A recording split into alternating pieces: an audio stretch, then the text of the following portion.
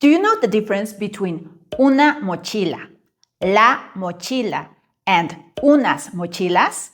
One means a backpack, another one means the backpack, and this one means some backpacks. That's right. These are articles, and they're what we use to express a, an, the, and some in Spanish to help clearly talk about people, places, and things. In this video, we'll go over everything for both definite and indefinite articles. And if that seems easy or basic to you, it'll get more complicated as we go along. And there are some tricky exceptions and rules to these articles that you may not have yet learned, so stick around for the whole video. But don't forget, for our YouTube members and Patreon members at the Primo level or higher, we now have PDF guides that accompany each video lesson with all the lessons explanations and extra examples and extra exercises for you to practice your Spanish. We'll leave those links in the description of this video. Okay. Let's start with indefinite articles. Now, indefinite articles in English are used to refer to a non-specific or general noun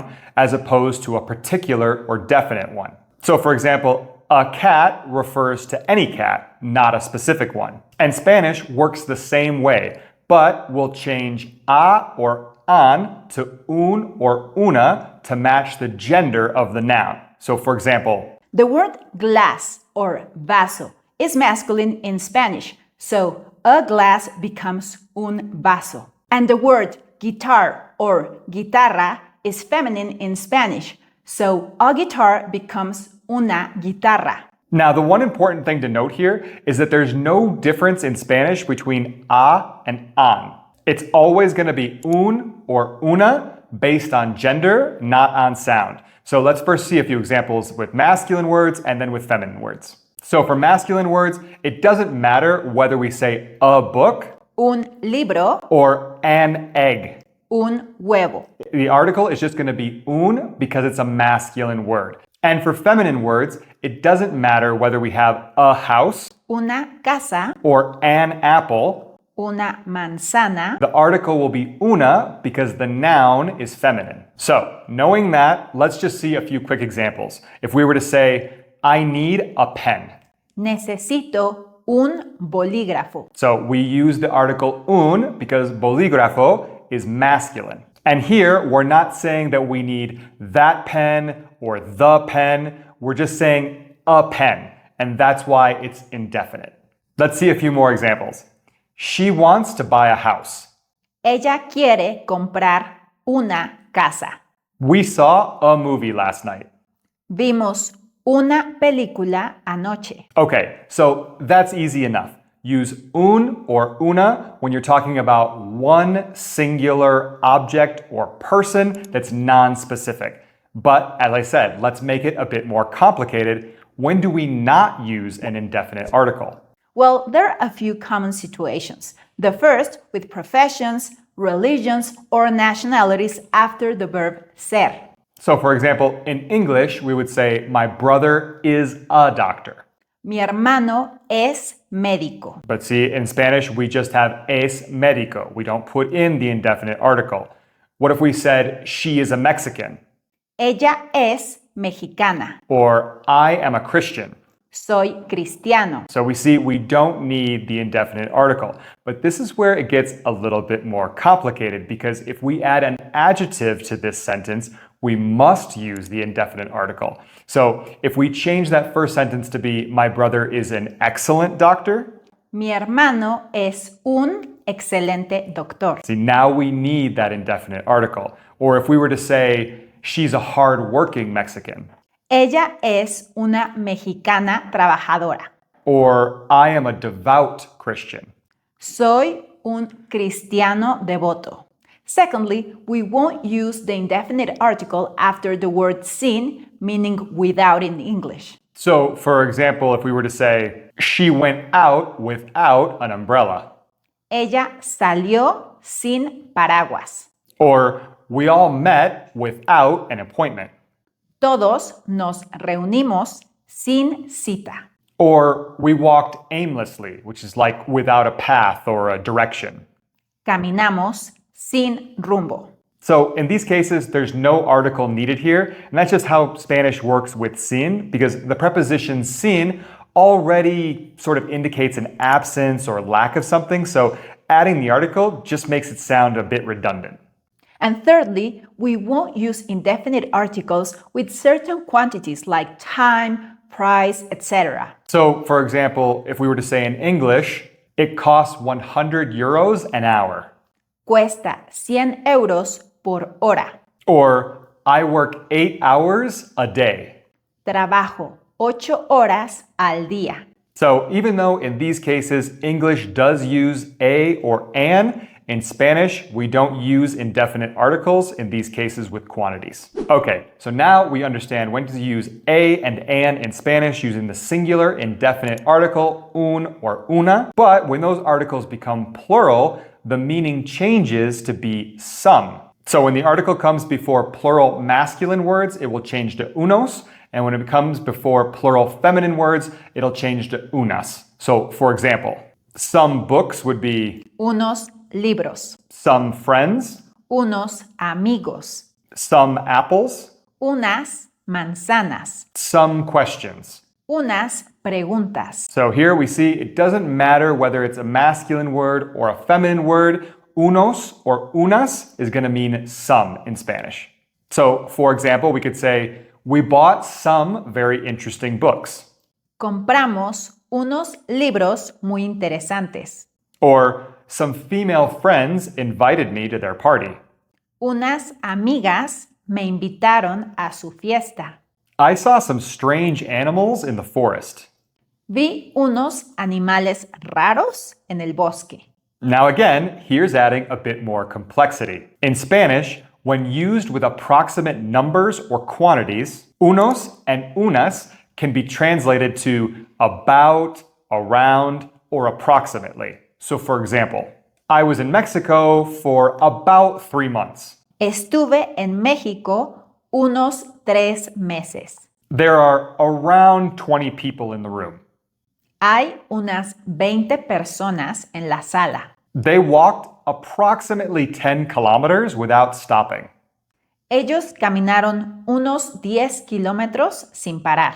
Before going on to definite articles, if you're enjoying this video, don't forget to give it a like and subscribe to the channel if you still haven't. Okay, now let's talk about definite articles. These are used when you are talking about something specific, and it will translate to English as the. Now, like indefinite articles in Spanish, a definite article will change based on gender and number. So our definite articles will be el, la, los, and las. But whereas un and una will translate to a or an, and unos or unas will translate to some, the singular and plural forms of definite articles will just always translate to the. So for example, the car, El carro, the door, la puerta, the dogs, los perros, or the girls. las niñas. So here you can see it doesn't matter if we're talking about masculine or feminine words or singular or plural, the definite article will always translate to the. And let's see a few examples where we mix those words. So for example, the book is on the table. El libro está sobre la mesa. So first we use el because libro is masculine singular, and then we use la because mesa is feminine singular. And if we were to say, the girls are playing in the park. Las niñas están jugando en el parque. So we need las because niñas is feminine plural, and then we need el because parque is masculine singular. Remember, use definite articles when referring to a specific person or object. Now, getting a bit more complicated again, Spanish rarely omits definite articles. Only in very rare cases with numbered titles. For example, Philip II. Felipe II. Or Carlos V. Carlos V. In fact, Spanish normally adds the definite article when English doesn't. For example, for certain time expressions like days of the week, we would say in English, we go to church on Sundays. Vamos a la iglesia los domingos. Or, for example, before nouns that are used in an abstract sense. So if we were to say something like, love is the most important thing. El amor es lo más importante. So in these cases, although English doesn't use the definite article, we need the article in Spanish. So up until now, we've basically learned all of the rules for indefinite and definite articles. But there are always exceptions. And as your Spanish improves, you need to understand these trickier exceptions and rules. So let's go through those. Okay, tricky tip number 1. When you have a singular feminine noun that begins with a or ha, it takes the masculine article el, not la, in order to avoid the double a sound. For example, agua is a feminine noun, but we can't say la agua. We need to change it to el agua. And this is to avoid that double a sound, that la agua. But be careful, the noun is still feminine. So when adding an adjective, it needs to agree in gender with the noun it modifies, and so it's also going to be feminine. So you're going to have el agua fría, not el agua frío.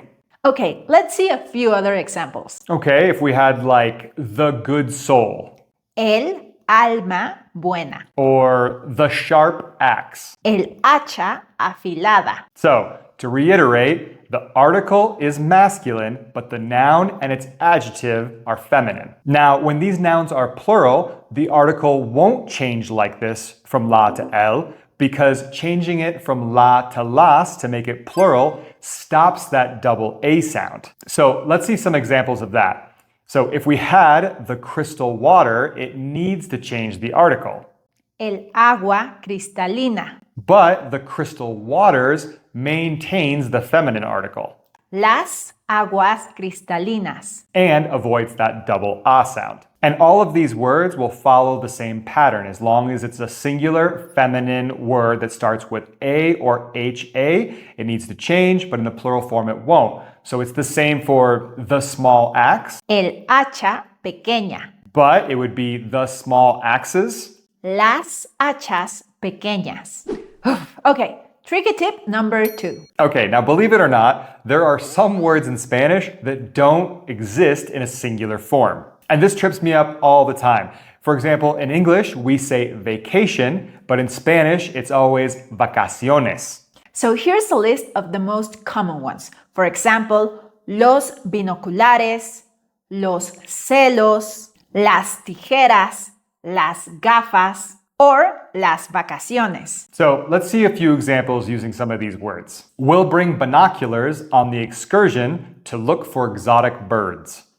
Llevaremos los binoculares a la excursión para buscar aves exóticas. So, even though the word is plural, los binoculares, we're only talking about one pair of binoculars, not several pairs. Now, normally you can tell if it's singular or plural based on context, but if you need to distinguish between the two, you could say something like un par de binoculares or dos pares de binoculares. So let's see another one. Santiago's manners are rude and he was not accepted at school. Los modales de Santiago son rudos y no lo aceptaron en el colegio. I can't find the scissors I left on the desk. No encuentro las tijeras que dejé en el escritorio. I've already been given permission to go on summer vacation. Ya me autorizaron las vacaciones de verano. It's time for tricky tip number 3. Okay, tricky tip number 3 has to do with compound words. So those are words like parabrisas or rompecabezas, sacacorchos, abrelatas. And that's because these compound words refer to only one object. And for that reason, we'll always use the singular masculine, indefinite, or definite article because even though the compound word is technically plural, it's a singular one object. For example, a puzzle or the life jacket. So for example, the instructor handed the life jacket to the boy. El instructor le entregó el salvavidas al niño. So even though salvavidas looks like a plural word because it's a compound word, we always treat it as one object. It's a life jacket. So we're going to use the singular masculine article. However, it gets a bit more complicated. When we refer to compound words in a plural sense, the compound word actually will stay the same, and we just change the article from being singular to plural. So let's see these examples here. The pencil sharpener is in the box. El sacapuntas está en la caja. And we see that versus the pencil sharpeners are in the box. Los sacapuntas están en la caja. So we see in both of these examples, the compound word stays the same and just the article will change, whether it's singular or plural. Lastly, tricky tip number 4. Okay, so most Spanish words follow a gender pattern. Now, what do I mean by that? Well, we learn in the beginning of studying that usually when a noun ends in an O, it's going to be a masculine word and therefore we'll need a masculine article. And it's the same thing with words that end in A are normally feminine and they'll take a feminine article. However, there are a few words that take exception to this rule. So we can see some of them here and unfortunately, we just have to learn them. These are words like el mapa or el sistema, or la mano, which always gets me, and la radio. So let's just see a few quick examples of those. All day, I was working in the laboratory.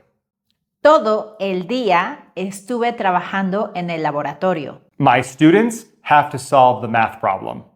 Mis alumnos tienen que resolver el problema de matemáticas. Victor wants you to frame the photo of my grandchildren. Víctor quiere que enmarques la foto de mis nietos. My grandparents listened to the radio in the 90s, but now they have Spotify.